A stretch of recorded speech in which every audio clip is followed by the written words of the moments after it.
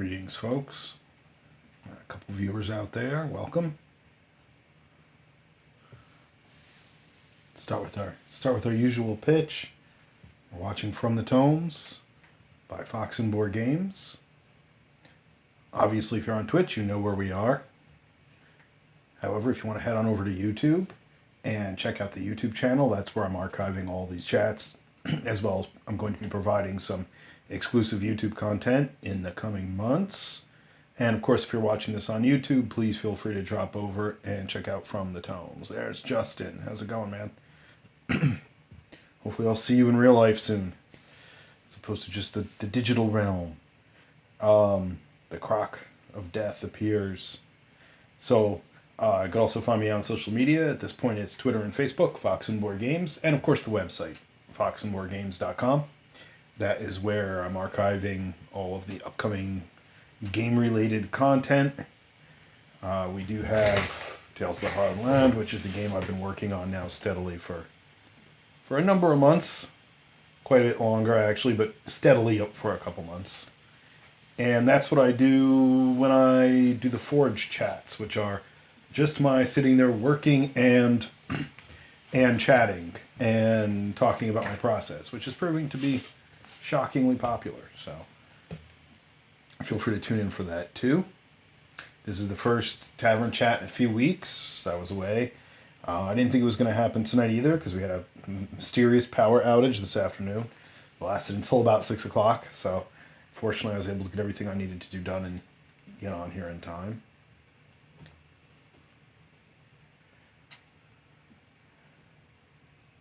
Get some of these windows a little situated.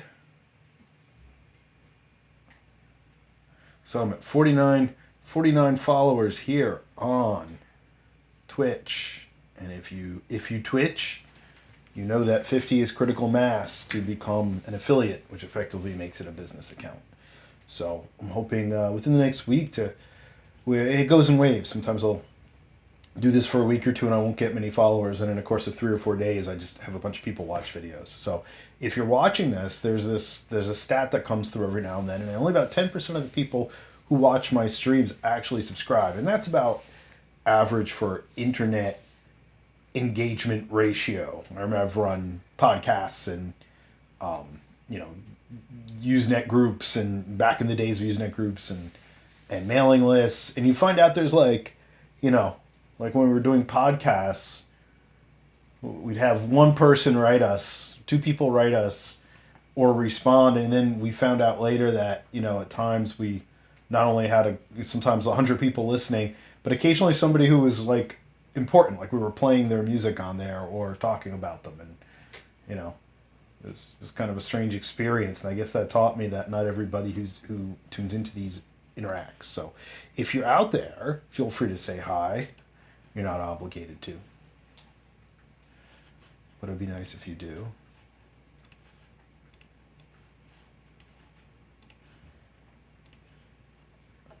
There's Nikki. How's it going? Glad you made it on as well. It's kind of a weird thing. Like, I had a really steady rhythm built up, and then as soon as I took the basically week and a half off, it definitely impacts. There's definitely an engagement shift. And I'll be going away again in a couple weeks. So, I'm pushing this now, but I'm going to really be pushing it when I come back in October. And that's when I'm going to also increase the amount of streaming time that I do when I work. Right now, I've kept it very moderate just to see how it goes. But we've actually gotten some momentum. So I'd like to continue that momentum. But I think once we get back in October and I really kind of start the real heavy run, the home stretch, if you will, of the product development. Plus, at that point, I'll probably have some other games to talk about. I've got a former student who's very hard at work on a very interesting miniature game, and he just got licensed to use miniatures, a company's miniatures, when he demos, and that's really cool. And he's got people who've already offered terrain for demos, so we'll be talking about that. I've already have a couple other people who actually want to pop on to this channel and talk about what they're doing in terms of gaming in the game world. Nikki's one of them. She's working on something with Fate, the Fate system, which I know a couple people who come on here fairly regularly are into. I don't know as much about. Neil, who is he pops on every now and then, a longtime friend, and runs games and plays games. He's a big fan of Fate. I'm sure he'll force us to play it at some point. He'll make us learn it at some point. So, but I'm interested because it is a different way of playing these games. Different way. So, much more narrative and literally story beat driven versus the narrative becoming a vehicle. It's kind of the driving force, or should I say the narrative becoming a backdrop for the characters. It becomes the driving force. So it is a different way of approaching these games. But I don't know. I think tonight we're going to talk about villains. Kind of an arbitrary topic I thought of earlier this week. If you've had, and some of you who have, in fact, been in my lectures, we spend a lot of time developing antagonists for our games. Drop that.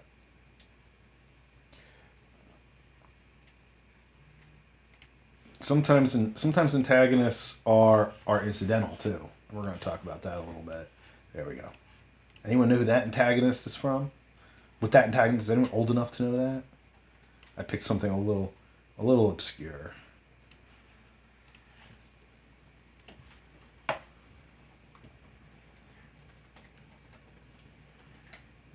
I'm looking up the character's proper name. I've only ever known him by his title.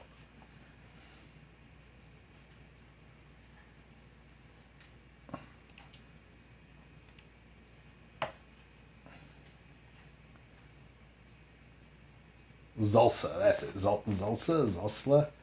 I talk a lot about fantasy naming in my longer videos, right? This is the case. I was from The Sword and the Sorcerer from 1981. An iconically bad villain. And by bad, I don't mean evil. I mean just very cartoony. And I think that's kind of what I want to talk about a little bit here. Like, what is the function of these villains, especially in games? You have these this was around the same time as the original Conan the Barbarian movie, and you had Tulsa Doom, and partially because he was played by James Earl Jones. Yeah, let's see yourself become the villain. Yeah, well, yeah, so that's an interesting point. We're going to talk a little bit about that, especially in terms of our D&D game, which, again, I know that's kind of on hold right now, but there was an excellent opportunity right now of a character that's on the cusp, whether they know it or not, of becoming a villain. And it's interesting. I think I just hit 50 followers. I think I just saw 50 appear. Well, if someone just followed, thank you very much. Thanks for hitting that follow button. So, I don't know where that quote exactly comes from. But there's one character in the game that there's an entire backstory that's been going on just by saying that. Batman Dark Knight, right? That was the whole point of the Dark Knight. He became a fascist, right? He became the bad guy at the end of it. And I mean, Batman is who we often talk about when we talk about game world character development in these various environments. Batman comes up as both an iconic hero, an anti-hero, and then the villains that are portrayed in Batman, depending what you're talking about, which Batman you're talking. I mean, you've got the Adam West Batman. You have the 90s Penguin, right? 90s Penguin Batman, that was hilarious. The Penguin that was hilarious. But then you have these really complex characters. Like, people are trashing the Batman. But I thought the villain in that, I thought the Riddler in that was fantastic. Because he was basically he was like the Unabomber, right? He was just this nobody. This guy that was just totally obsessed with his own theories and his own philosophies. And decided to act out on everybody else. And I mean, those are really convincing villains. Unlike Zulsa from Sword and the Sorcerer, who's this very cartoony, evil magician in the game. This very this almost kind of silly character. Now, admittedly, we'll talk about that too, because I kind of really love those too. And I've talked about this openly with my various RPG groups. Sometimes you need the cardboard monster, right? We've talked about this, or I've talked about this with people. Why is it doing that? Why is it resizing things? Don't resize things. That's very annoying. decided to rearrange my interface here. That's kind of strange. Hope it doesn't look too weird in the feed. If you're watching and the feed is distorted terribly, let me know. I don't know why, but I put my chat on top. Oh, because the chat, for some reason, it docked the chat when I was trying to move it. That was dumb. Yeah, it popped out the chat. How am I doing the emoji? Oh, how's Justin doing the emojis? That's a good question. Could be whatever device he's on, too. Yeah, it popped out the chat stream. That was kind of bizarre and unintentional. Anyway, we'll put Richard Mull. So the guy who plays this villain is Richard Mull from Night Court, Bull from Night Court. So this was his big movie role. He's been in other movies, but at the time it was humorous seeing him as Zulsa, the sorcerer. Yeah, so depending on his device, I don't know what you're on, Nikki, but Justin's probably on. Yeah, like that. Let's see. You're on a PC, yeah, so he's on an iPhone, I'm pretty sure, or an iPad, one of the two. So, right, Batman is this kind of iconic example that we use so much in world building and character building. And he started out as a villain, too, right? Immigrant Tuition need emojis, yeah. Yeah, they're pretty awful. Batman started out as a villain as the Black Bat in the 40s, in the noir and the pulp comics. I mean, he wasn't a good guy. He was just a vigilante. A guy in a weird costume around beating people up. But I mean, obviously you had the satisfaction that he was beating up these bad guys, and he's kind of persisted, but he's effectively a villain or an anti-hero. Oh, Craig. So Craig jumped on and followed. Thanks, Craig.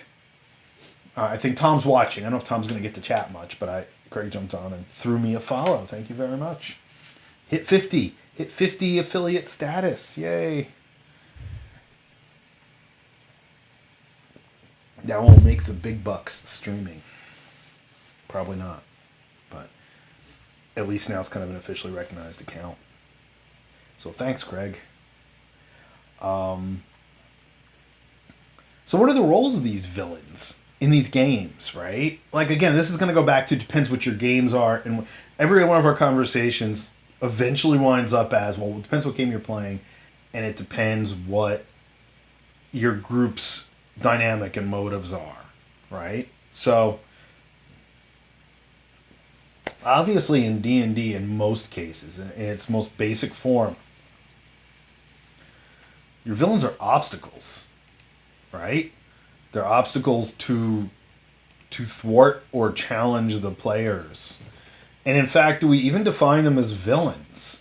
Because this is something we've talked a lot about over the years. Like, there was this one scenario way back in second in D&D where the party goes to this entire, ogre's lair and having to fight all these creatures. And they get to the end, and the ogre matron, just breaks down and starts crying when she sees the characters. Because she's just trying to take care of her children, and they've gone through and slaughtered like her entire tribe and her entire family. And again, at that time, the average player character, murder hobo player character, just attacks her and it's done. But I think now the roles of even monsters in these games shifts radically. And I don't think it's as two-dimensional as it used to be. It's less of a war game. Even D&D, like most D&D. I was talking to Bill, who's been on occasionally. He's a colleague who some of you know, Crosby, and a friend. And he was saying his kids' D&D game, Royals D&D game, is entirely interpretive RPG narrative. It's a bunch of theater kids who barely roll dice. And I know people played Vampire like that it was very freeform, and it was very narrative. It was very gray area as to who's good, who's bad, and I mean, Vampire was set up like that, In Vampire, you're the villain.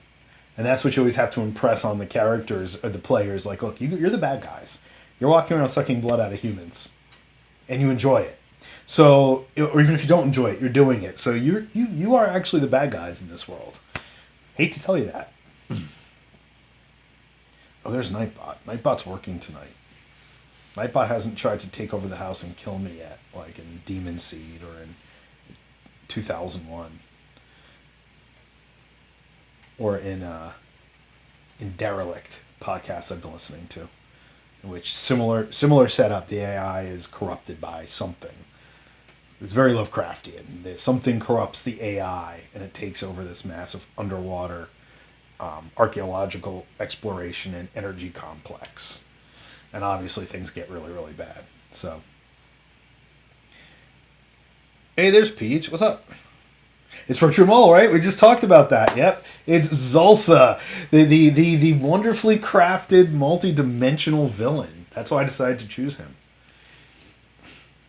Yeah, I said, you know what? I was gonna take Tulsa Doom, but then I'm like, no. And I was take Darth Vader. I'm like, no. I'm like, you know what? I'm gonna take. I'd always called him the Sorcerer. I totally forgot he even had a name. That's how important and well-rounded the character really is. So in these games, though, these villains function as obstacles, antagonists, right? Like if you say villains to your player characters. Who's our biggest antagonist, Justin? Was our biggest antagonist. Out of all the horrible things you met, including the Mind Flayer cult, the Githyanki on his ancient red dragon who was intent on just destroying everything and everybody if he didn't get his mirror back. The various ogres and the gnolls and the plague demons. There were all these very typical fantasy tropes. Yeah, Beastmaster's on. Yeah, exactly. Yeah, hey, Beastmaster's on. Exactly. I don't even remember what the antagonist was in Beastmaster. That movie was so memorable but so unmemorable at the same time. So, yeah. So, right. So, out of our entire 2-year-long campaign, a halfling bard became the main villain. Became the main antagonist. Who just, mostly through just his trickery, he wasn't really a bard. By the way, he was an assassin. I mean, he was a rogue, but he just happened to be playing an instrument and conning people out of money when you found him. So, this chaotic, Curzon, Kiva sucks. This chaotic, evil halfling rogue that terrorizes the party for like 2 years. And of course grows with them. Because they do eventually kill him. The rogue, the drow rogue, poisons him. And then he comes back as a revenant. And then they have to deal with this undead version of him and they're like, but he should be dead, And he was doing all these really strange things that like even a normal rogue wouldn't be able to do, and obviously by that point people realized he wasn't quite who he was anymore. So, and that was the case where it came out of this totally incidental character that I just threw in at some point, this annoying halfling thief that was in a bar and ended up being engaged by the party and engaging the party, and then just became this nemesis that just stalked them over months and months and months and almost 2 years. As of last game, they think. Well, right, he was more just malicious and annoying. Well, he did try to poison gas everybody. He did try to, Batman villain everybody.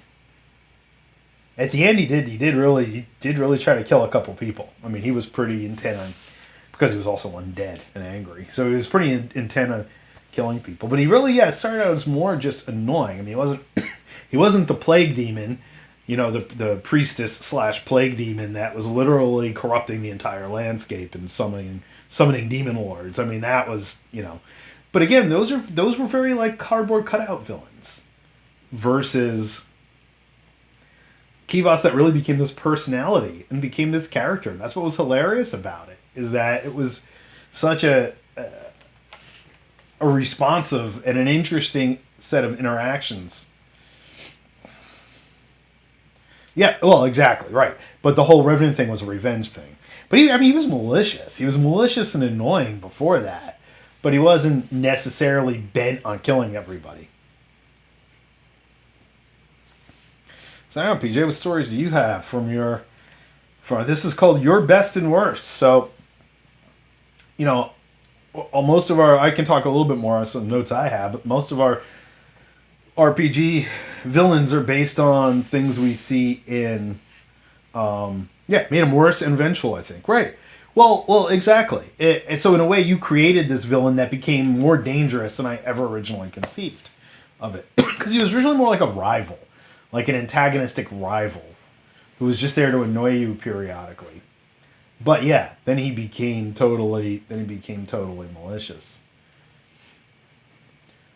But like most of what we see in our stock villainry, we get out of movies and literature. Usually like pulp movies and literature. You know, like Zulsa, the evil sorcerer, right? Like the budget Conan,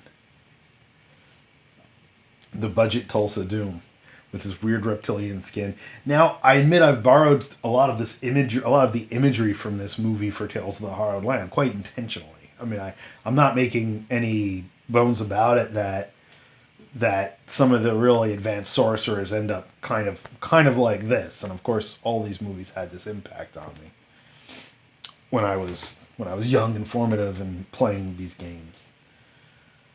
I mean, think about the villains in your games when you were like 15, right?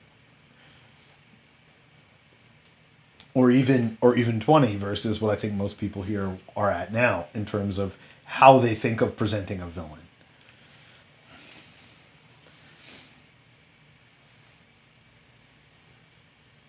You know, what makes them compelling in terms of an RPG? I mean, I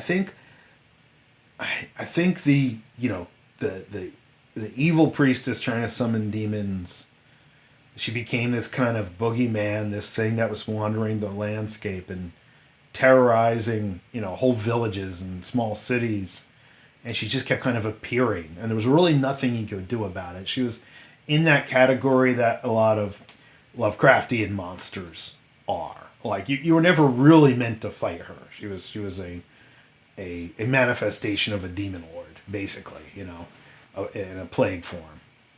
In Demogorgon's plague and madness form. So, it wasn't a thing you were ever really meant to step up and fight her. You were meant to maybe try to work around her or thwart her plans. That was how, but there was no real personality there, right? It was more the image that kept appearing. And even remember really early on in the bell tower where there was that bell, and when the bell started ringing, everyone started seeing these visions. There was this kind of red pustuled, plague-ridden phantom that appeared, very Red Death-ish, Mask of the Red Death-ish, So, but there was no real development of that character. I mean, she was more like those villains you see in the early fantasy movies, right? Or you read in like kind of B-rated pulp fantasy fiction.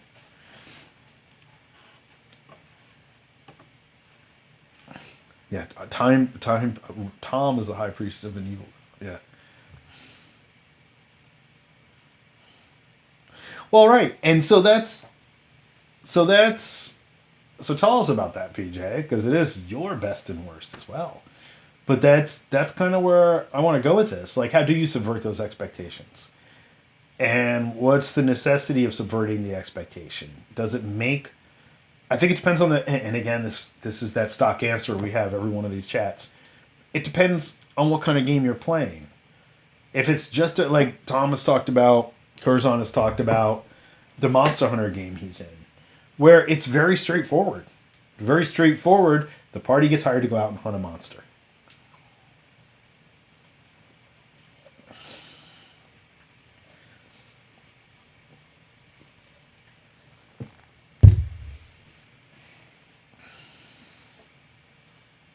Yeah, right. So ooze would often loom in the background, and right, and so they become this kind of almost godlike, demigod-like thing that can just, if we want to go to the Call of Cthulhu game, the walking dude, Bartholomew Lonesome, that was kind of his role. It was this phantom that could come and go and harass the players and make things happen and do horrible things and then just sink into the background. And no, that's very typical in that kind of fantasy and in that kind of sci-fi and horror, that there's this entity out there that is very difficult to thwart, to deal with. Yeah, Sauron, right? The Fellowship's never just going to walk up and just fight Sauron. That's the reality. The Emperor. The only one that could destroy the Emperor was his creation, Darth Vader. So, page I picked up afterwards, continued the same party. Gods fell, others ascended, old words were broken.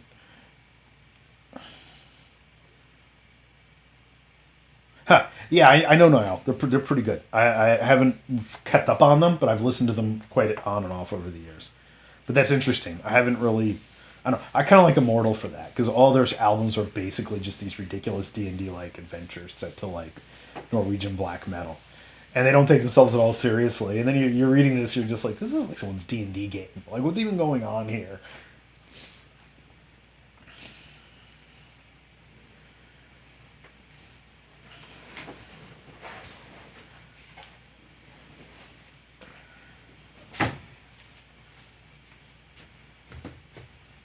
Okay, yeah.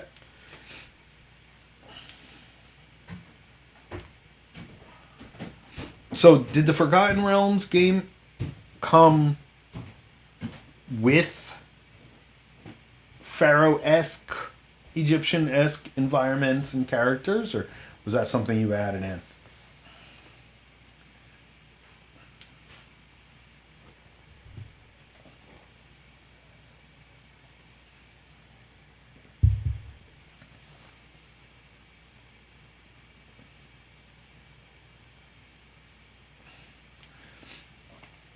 Just going back to what Curzon said earlier, yeah, this kind of looming evil is also a good way to motivate characters. Like, there's something out there that's manipulating everybody and everything. And can the players get to the point where they confront it and defeat it? Oh, basically Syrian Egyptian complete. Yeah, so, I mean, I confess. So we're playing Forgotten Realms now with Blake running, and I'm really enjoying it because I actually don't know the depths of Forgotten Realms. I know as much as I've played in a couple video games and a couple other games I've played. Gilgam, the God King of Uth. Yeah, okay, yeah, right. I got it. Which, again, that's fine. That's fine for a game like D&D, that it's meant to be derivative of these other things.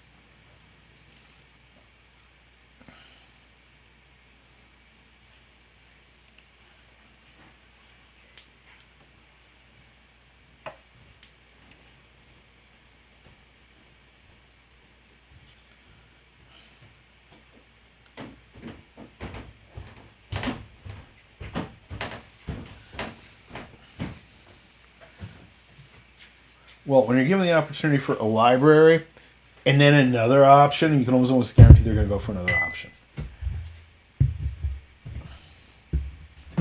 Just Kingdom. Yeah. Can we guess they picked number 2?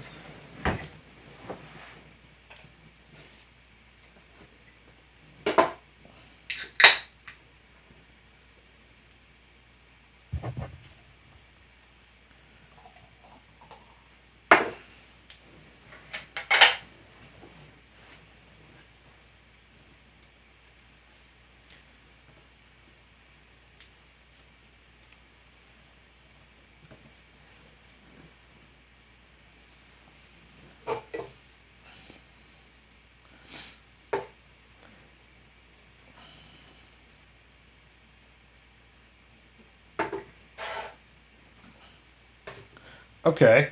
All right. Well, the vast group of the bulks that I've been in would go with number 3. Maybe number 2, but probably number 3. Because let's face it, as a player, you want to see what's going to happen, even if you know it's just going to be horrible.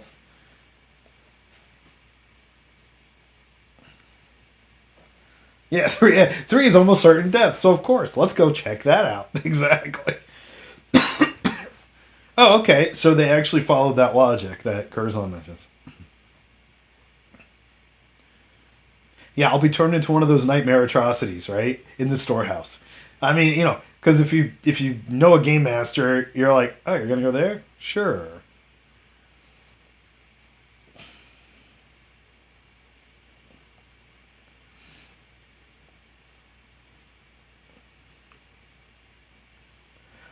You know, that's that conflict of what I would like to do as a player versus what I would do as a character, and what I know I should do as a player. Those three different things that are at play, where you know it's going to be horrible, but as a player, you just want to see what happens, and you're like, all right, I'll probably end up dying here, but I'll go.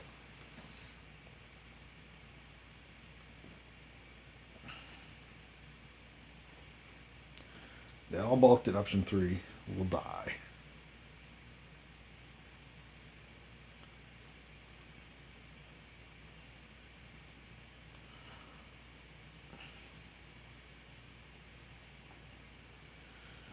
But see, suppose the necromancer just wanted friends. That's why he was doing what he's doing.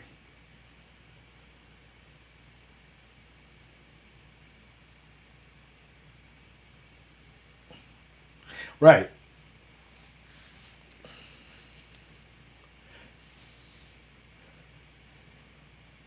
So, well, so I was wondering that if the necromancer, I mean, no, again, our image, our concept of what a necromancer is, has been shifted by pulp literature. Robert E. Howard for one, and Lovecraft and all of that, and then follow that up with like the satanic scare stuff, right? But a necromancer, right, doesn't necessarily do evil things. They just deal with the dead in some form or another. And in fact, it was originally fortune telling with the dead. If you go back to the root of the word. See, that was kind of my thought too. I was like, well, but right, as a player, you're thinking, oh, if we go there, we're gonna be dead.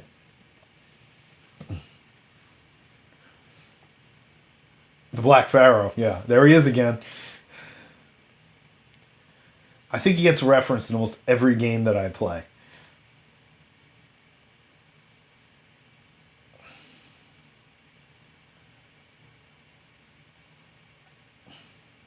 Well, and that's actually the next thing I was going to talk about. And I think both you, yeah. Well, yeah, and and I don't know if Justin's still listening. I don't know if he's heard this before, but the Bartholomew Lonesome was basically one of the masks of Neralhotep. That's what he was, and that was his role. He took on the same character as like Randall Flagg or the Black Pharaoh. Well, the Black Pharaoh's a little different, but any of the Worm That Walks or any of these other figures that are one of the masks that just appears to cause problems. And that's really the whole core, is to spread the chaos and the madness of the great old ones. And there's no like tangible motive there to humans. And that's, I think, what kind of makes it so difficult to deal with.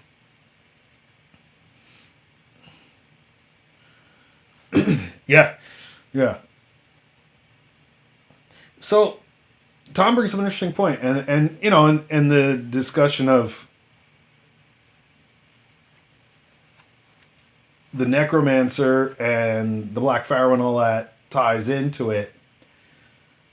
Like, do your best villains and antagonists have their own timeline, right? Or are they reactive?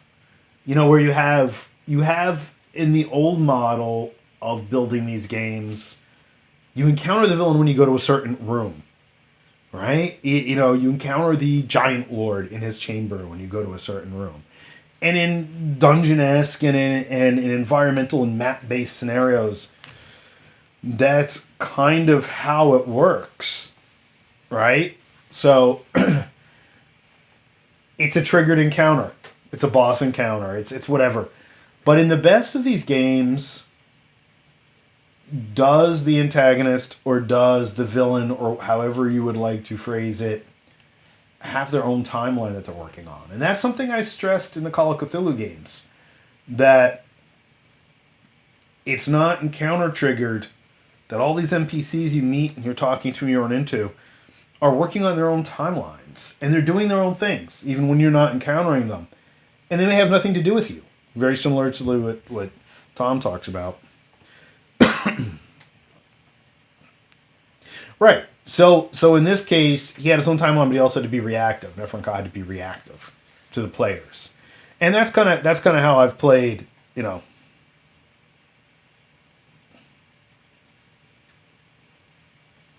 Well, right, and that's another tactic. And again, I don't want to say too much because I don't know where we're going to go with D&D. If we're going to get back to that particular campaign or where it's going to be when we get back to it. But there is an excellent thing that was put into motion that one of the players picked up on, that it's effectively doing a lot of my work for me. And it's a really kind of interesting thing that had developed. And like I said, I'm not sure we're going to get back on that track. But it was definitely a really cool way for me to progress the plot without me having to progress the plot.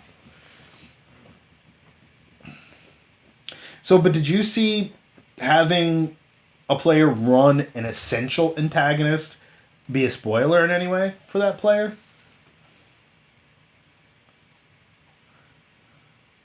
Yeah, I like to build. Yeah, as I think most of you who have played with me, or played one of these games with me, I like to not just have this be the static reactionary environment that only triggers when a player walks into it, even in D&D. Like the original encounter with the Githyanki was you just ran into them in the temple of the Illithid cult temple. And they were there on their own business. They didn't care about you. They didn't care about the players. They were not interested. They were not there to be antagonists. It was only when it was revealed that the players had already taken an artifact and put it somewhere that they were interested in, that they became a problem. But that they weren't even there to be anything more than kind of a backdrop figure at first.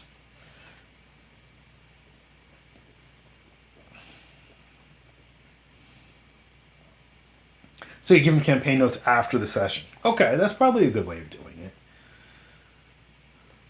Who was the player? Is it a person we know? Who you charged to do this? It also takes a lot for a player to commit to thwarting their own party. The one opportunity the one instance, the one encounter that appeared in the D&D group, I noticed that when everybody took on another person's shadow self, people were very reluctant to use the most powerful things they could and really hurt their friends / players. But yet we know there are plenty of players out there that are just like, yeah, no problem. I can do this easily. I'll easily be the person that creates the problem. I think it definitely takes a certain type of player to be able to do that. Then again, I remember a few even sit-down vampire games where people were just brutalizing each other, killing each other's ghouls and like, wiping out each other's contacts as player characters. Now again, guaranteed that is a different type of game. It's a very different game than any of the kind of fantasy environments that we're talking about as the mainstay for this talk. Oh, friend who GMs. Okay. So maybe, yeah. It would be very tough to do as a player. Sorry, let me scroll back up through the chat. Let me scroll back up here.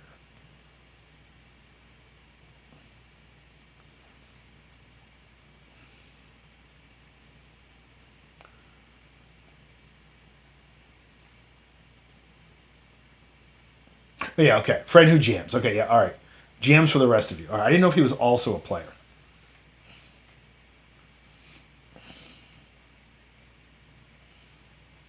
Well, let's see. My players liked the most was the Ancient Blue Dragon.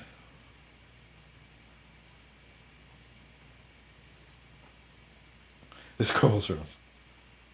So there's your Ancient Blue Dragon buddy there, Justin.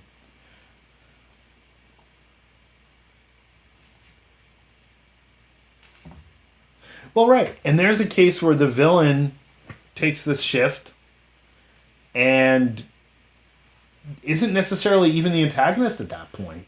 They're almost a collaborator. And that's, and that again, I think is the sort of thing you develop when you get to a point of maturity with these games, that you don't necessarily just need to fight things and take treasure. The playtest, the first playtest scenario that I've run for Tales, which I think I'll probably be putting on Roll20 when I get back in October, where the characters are charged with are they're in it. I don't want to say too much because I know several people here haven't already played it. Where, yeah, I want to get back to Nikki's comment in a minute too, because that was really good.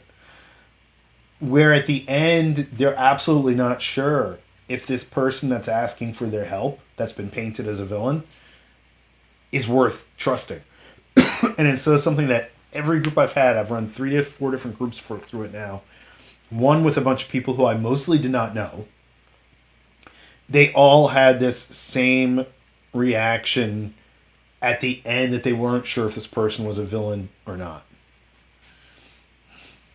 Gelatinous cube, yeah. Gelatinous cubes make great villains because they're just gelatinous cubes. That's all they are. That could have been so horrible. Like that whole scenario could have been so horrible.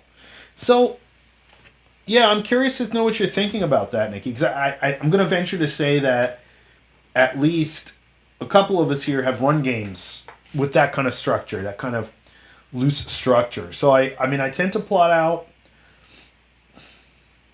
a timeline in a linear fashion for a story or for a campaign. And there's certain points at which the players can make a choice and drastically affect how that occurs. But there's usually also a parallel going on among NPCs that shift. Yeah.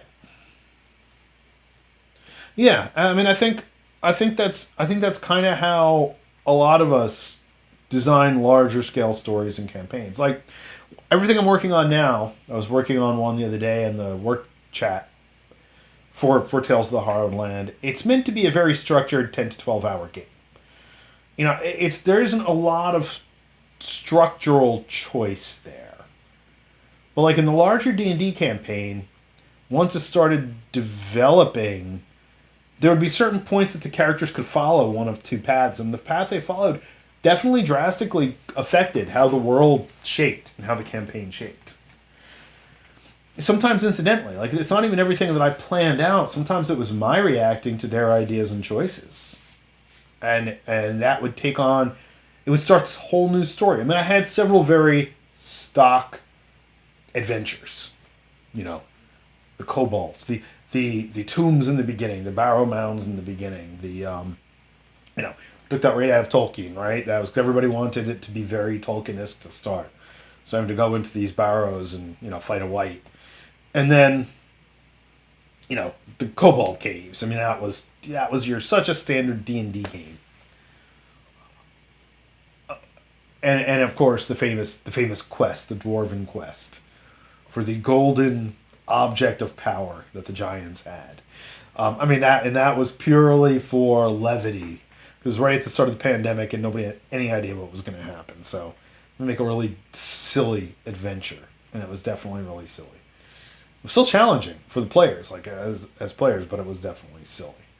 But yeah, room size gelatinous cube. But as the game went on, what the players did definitely entirely affected the whole world.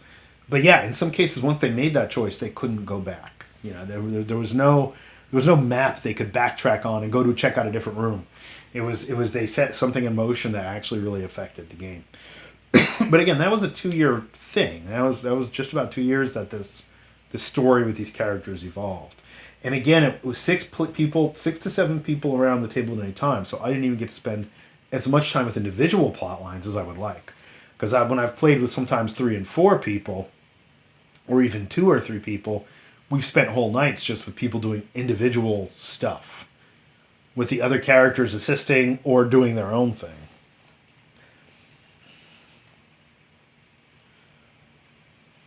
So how fleshed out do these villains have to be? How realistic do you want them to be?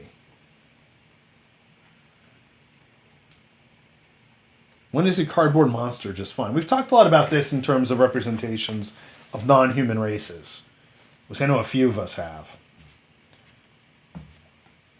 You know, at what point does your orc chieftain have to be more than lords from Lord of the Rings? You know, something that looks really big and scary, and is there to be a menace and fight people.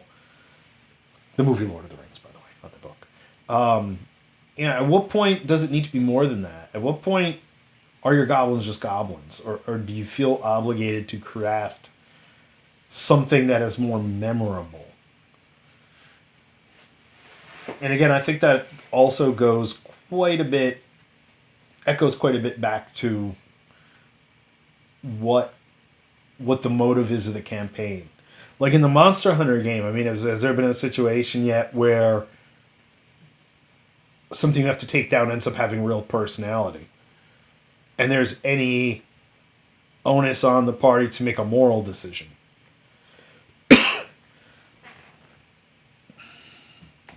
Now, depending on the group, the response to moralism is very, very different. Like I said, there are plenty of old school groups I played with where feeling bad for anything or anybody, that's silly. We're adventurers. We're just going to kill it and take what it has. But then that gets into the discussion, right? Who is the villain?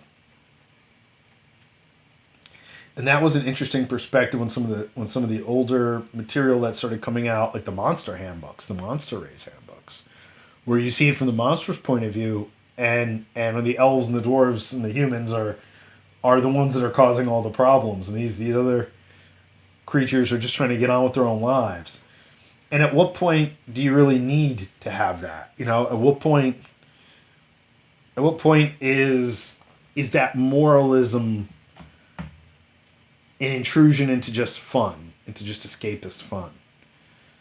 But I think that also goes back to why different people play these games. And as I said, I've done quite a bit of Vampire, in which there are no good player characters. There are no nice player characters. They're all the villain. Some of them might seem more human than others, but they're not.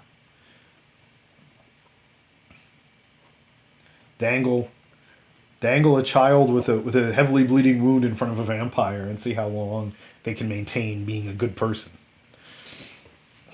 So I think in that game, or even in Cyberpunk, I know Peach and I talked a lot about this, back in the day, as the term goes, about our Cyberpunk games.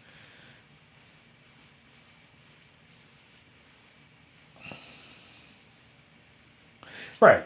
Yeah, I think that's the answer. I mean, I think sometimes you want a clear obstacle. You want a clear, for lack of a better word, cardboard cutout for the players to focus on. But I think there are other points that you definitely need or want something with more depth.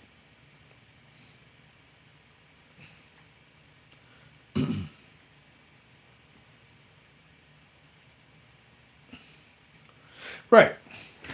And that goes into the whole discussion of how much this talks a little bit about our backstory discussions, both in terms of players and the storyteller, game master.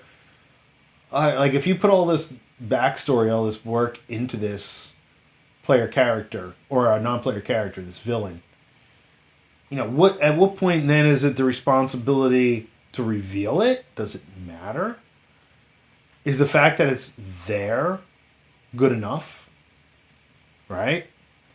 It is the fact that that there are these motivations. That'll make the whole experience more realistic or more interesting for the players.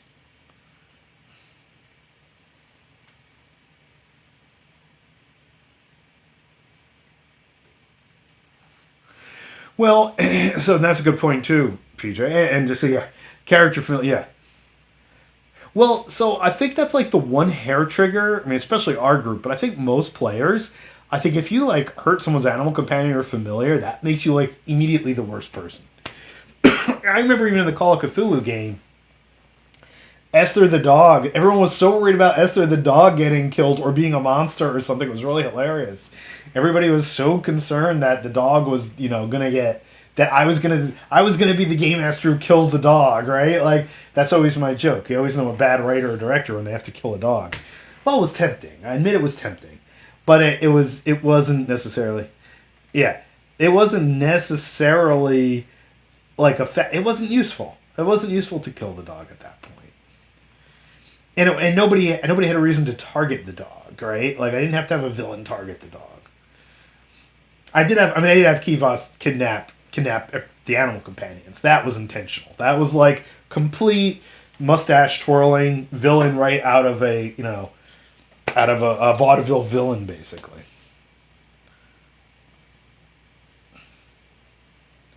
Right. So that was the other when I set it up that you were supposed to go kill these wargs, and you get out there and you find out the wargs aren't really the problem. Right. Well, it was it was a very intelligent warg. So when you run into it, you're finally stuck talking to this warg that you thought you were going to be hunting and killing, and you're like, okay, but its problem is it's been driven out of its den by the kobolds. And it's like, the only reason why I'm here is because I can't go back to my den. So that was a case where the nature of the antagonist or the villain radically shifted, and I did that intentionally. And I didn't know. I've known plenty of groups that would be like, we just kill it anyway and take the bounty. And then we'll go raid the kobolds and take their gold. And I'm just going back to the chat here. It's good seeing a lot of chat. It's great. It's great that the players in that group are not straightforward, kill everything, take gold. Like I think I don't know if she's been on here recently. A former student of mine named Lauren was saying like she basically can't even play D&D with her husband because all she does is run around and kill things, And she likes character development and she likes developing worlds and stuff like that, and he's just interested in, basically it's a video game to him. And I think that's a whole other discussion, but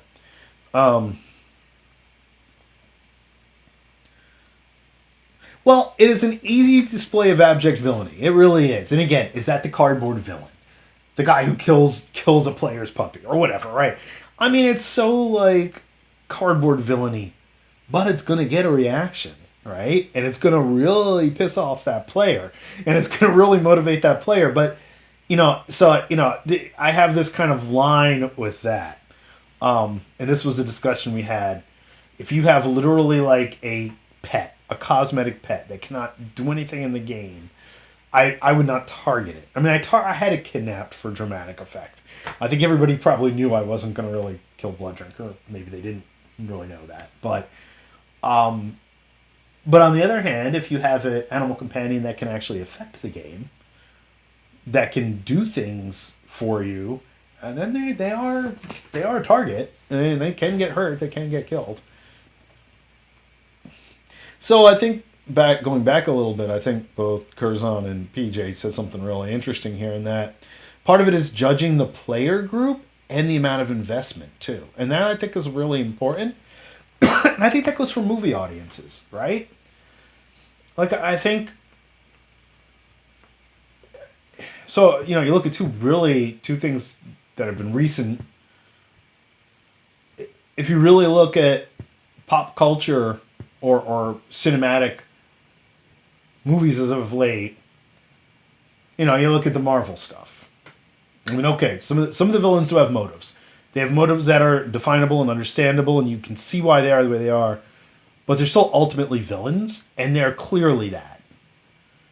Right? And the investment in someone going to watch a Marvel movie is they just want to be entertained, me included. Right? I mean, sure, I like a little bit of depth. I like a little bit of character development. But I'm basically going there to watch Thor beat someone up with his hammer, or Iron Man fly down and save somebody, whatever, right? That's what you're there for. And I think if you're playing a game in which players have the expectation of it being more or less of that kind of cinematic experience, then I think having those cardboard villains and not putting this ridiculous amount of complexity in them is fine. And like I said, there were plenty of scenarios that I ran for the D&D group that they were simply just monsters. They weren't there to be anything but an obstacle. But we've also been recently watching Succession on HBO, in which all the, this is more like a vampire game. Like, every one of these, even protagonists, are objectively horrible people.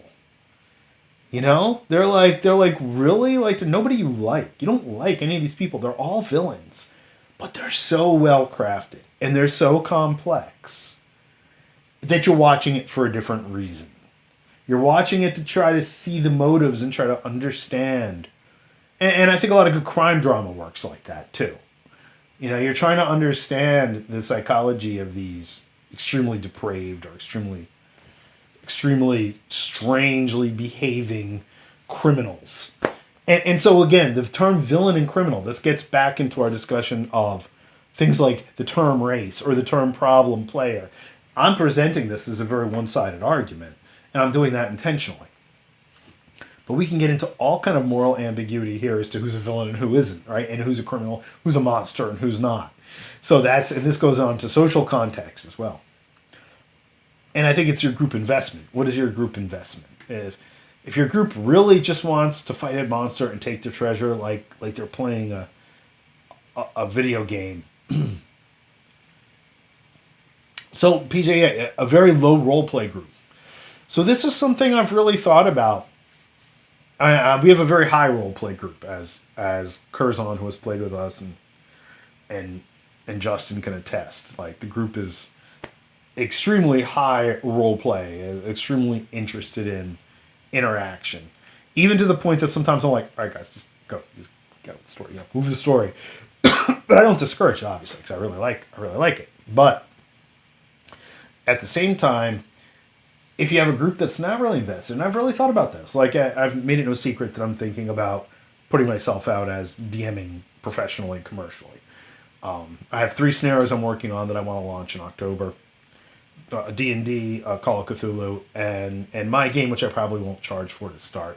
Probably just a playtest scenario.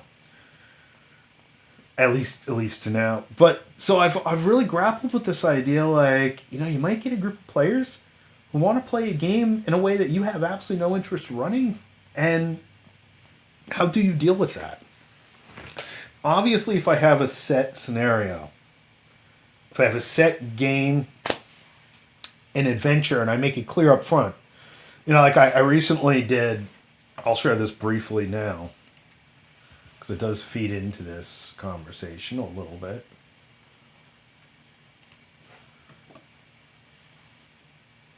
Nikki was on the other day when I was working on this, and I think 1 or 2 other people were too. So,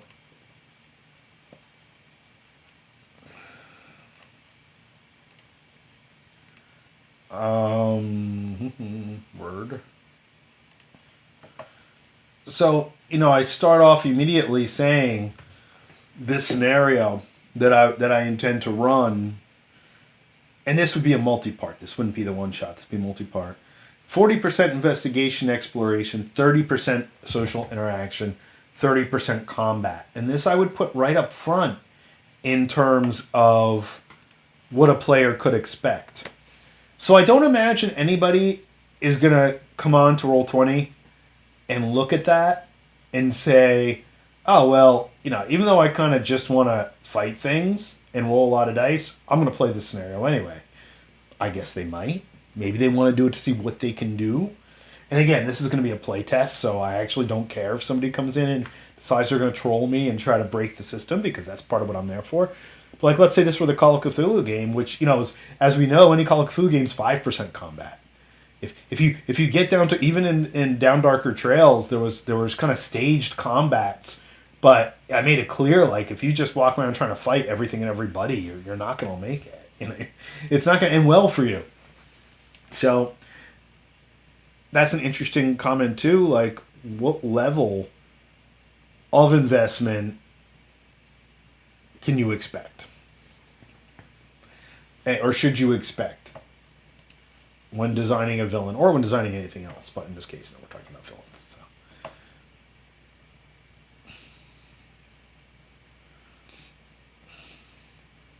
So how do you find that group is working? that you have like 50%, like are the 50% newer players who you think might want to role play more, or is the old school portion more hack and slash?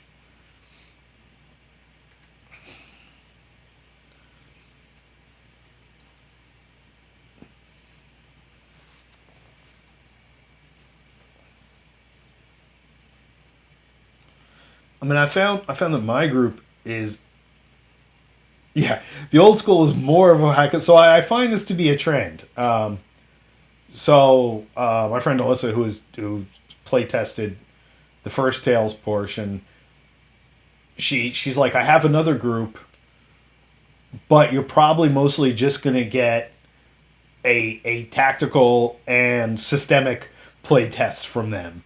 Like, don't expect your social systems or anything like that, or your role play environment to be. And I said, you know what? Before a playtest group, having a group sit down, that they're just interested in the numbers, they're just interested in attacking things and killing things. That's part of a playtest too.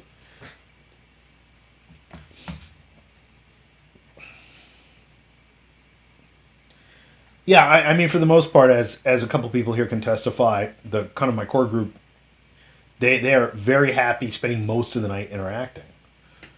And yeah, occasionally we like action. I mean, everyone likes action, but there have been several scenarios where there have been very few die rolls. Even when they've been doing things like tracking the evil halfling villain. Evil halfling rogue.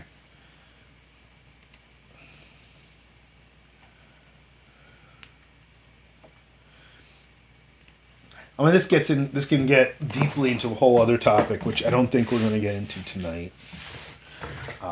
But the portrayal of various, we'll call them species, because again, I don't really even like the word race, species or cultures in these games as villainous or evil, right? I mean, we've talked extensively with people in these circles privately, other gaming friends about like Robert E. Howard. Obviously, a lot of what he put out there was extremely racist. The Egyptian-esque or the African-like cultures were always the bad guys, right? But that was even for his time, where this was a common colonialist mentality. That was his examples and his personal opinions were rather extreme, and was reflected in his work, for good or for bad. Whether he was extremely influential or not, that's just the reality. That he was not socially progressive by modern terminology in any way, shape, or form, And in fact, we know also later that he had a lot of other issues. I had some chat pop through, so let's go back. But at what point is the portrayal of certain ethnicities or races, maybe not ethnicities, because that gets into the level of prejudice, but like orcs, like, are all orcs villains? Are all orcs evil? Right? Like, there's one that hangs out in the town of Neil Dra. I mean, he hangs out in like kind of the rogues bar, but he's not a half orc. He's a full blooded tribal orc who is a mercenary who shows up there. The players can go talk to.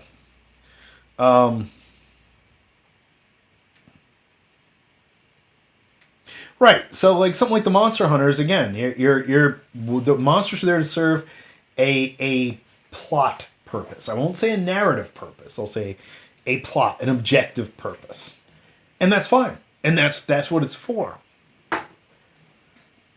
And it's a good way to approach it when you have players who really, that's kind of their main thing. Their main interest is just the combat, the questing.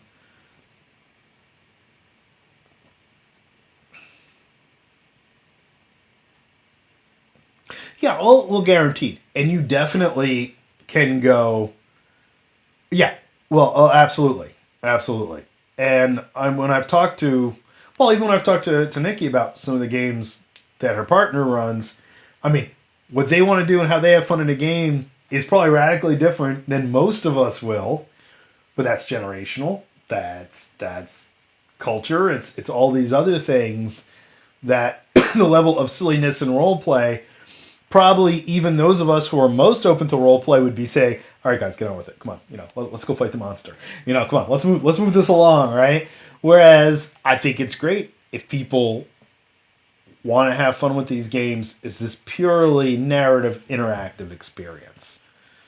And like I said, I played in plenty of World of Dark. I mean, well, LARPing, right? All you do is walk around and talk to each other all weekend. Really, that's 90% of it. That's really what it is. And drink alcohol. We don't talk about that though. Yeah, so I think that's an interesting comment there, Curzon.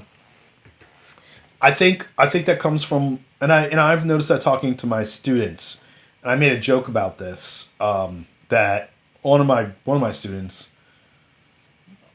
was talking about his Ravenloft game, and I kind of made the usual joke.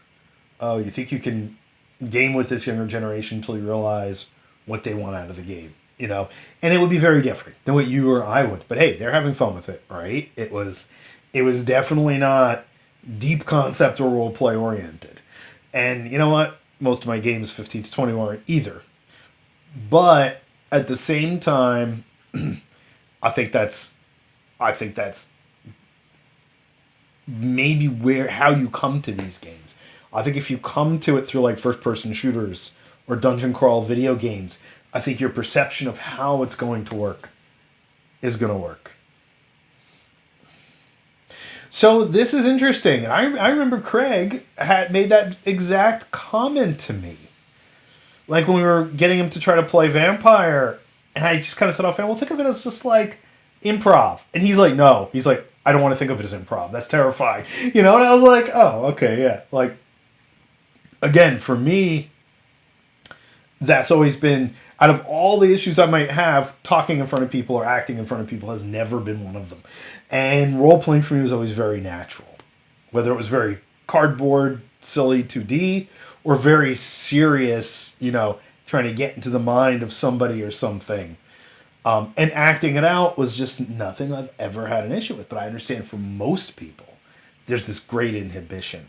And using the dice to act and interact and do things, I think, is easier sometimes.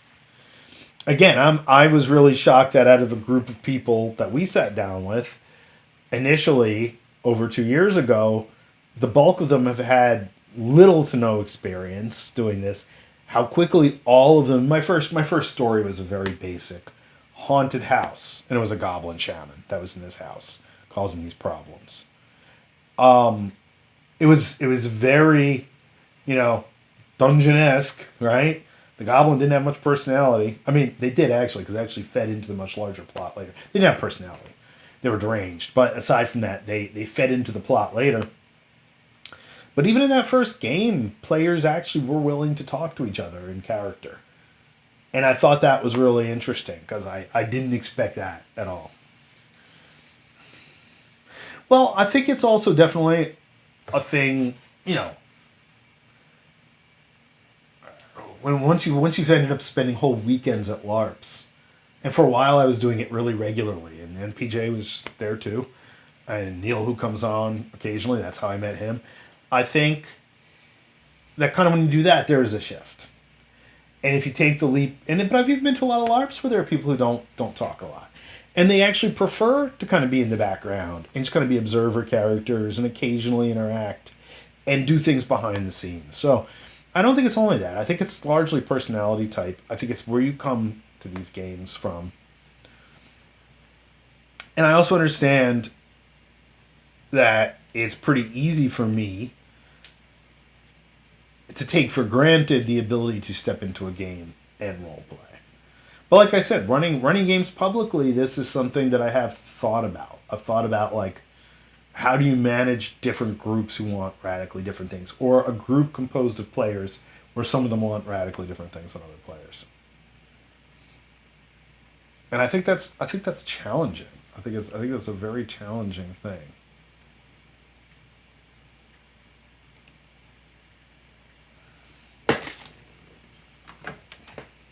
Because my battery's not charging. Why's my battery not charging? Hope it didn't take a hit when I had that power issue before. Is my battery charging now? So the battery's not charging. little alarming. Anyway, yeah, I think a lot of this boils down to like every other conversation we've had in this forum and elsewhere. Like, what do people want out of it? And I think the decision as to the game master's level of crafting of an antagonist, a villain, a monster really is reflective of what their players want, what the expectation is for a particular scenario. I mean, I remember the original Ravenloft module was groundbreaking because wait, the big bad guy actually has a personality. And I guarantee it was just Dracula, right? They called him Strahd, but it was just Dracula. Actually had a personality, had a motive, was interested in doing things besides just attacking the NPCs or attacking the PCs. So I think that marked a real shift in kind of the thought behind gaming, the culture behind gaming.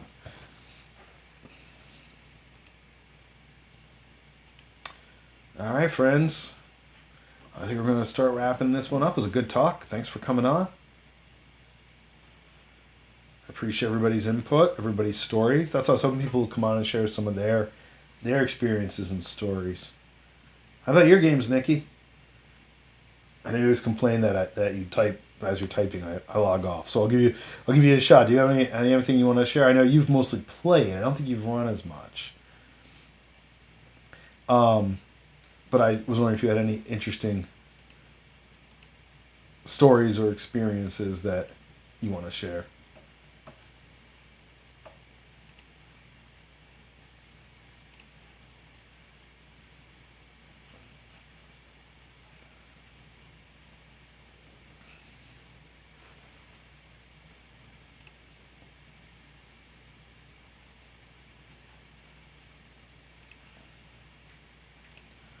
Yeah.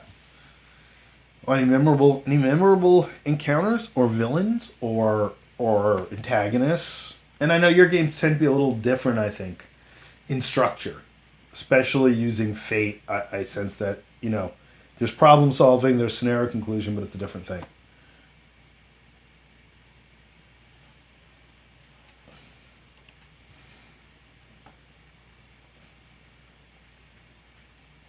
Yes, I remember the Snap Raptors. Did they have an antagonist species?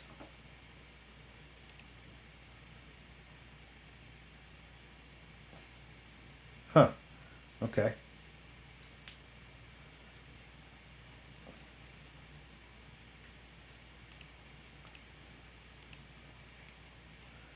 Did they have a particular view of your characters? Being that Snap Raptors were not regular.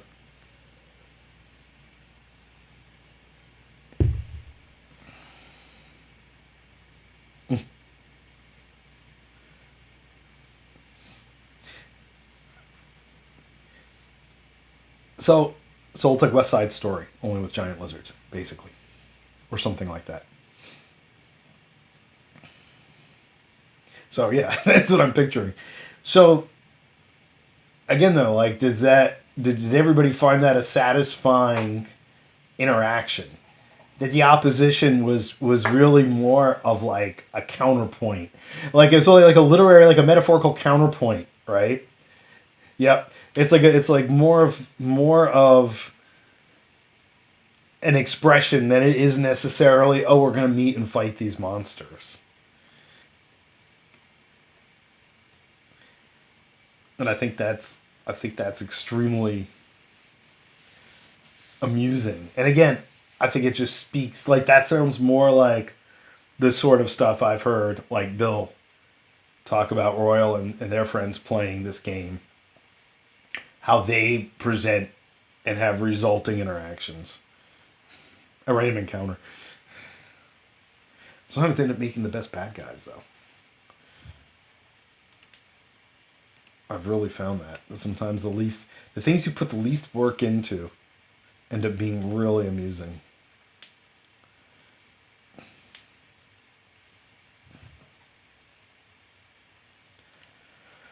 All right, friends, thanks for coming on. I think we'll conclude this particular stream. I'll be on the next 2 days. I didn't make it on yesterday due to the house construction. It was just too noisy. There was just no way I could conduct a stream anywhere in the house with concrete saws and jackhammers taking out the basement concrete and foundation, working on the foundations. So I just said, you know what? I said, I'm not even gonna try to frustrate myself with this. So I'll be on working the next couple days for a couple hours each. Tomorrow, due to a conflict, I'll probably be moving up the stream to the afternoon. I had to do the power outage. I had to reschedule something today, and unfortunately, I could get it when I'm normally streaming tomorrow. But that's okay. I'll shift the stream. All right. Thanks for tuning in, everybody. Thanks for giving your input. We'll turn off Zalsa, the evil, this extremely well-crafted villain from The Sword and the Sorcerer. And pop this up again for anybody who pops into the stream later. I think we pretty much have who we started with. We had a few people in and out. But again, from the Tomes on Twitch, if you're watching this on YouTube, go on over and jump onto the Twitch channel. And if you're on Twitch and you haven't yet, head over to YouTube for Fox and Board Games. Sign up there. And you can drop by the website for updates. I'm trying to keep it at least once a week, putting an update up. So far, I've been pretty on target the weeks I've been here. Social media. And thanks again to Craig. If you are listening in or watching, Craig, if not, Tom can relay it to you for following along and hitting affiliate. And with that, I'll see you all in the coming days. Have a good night.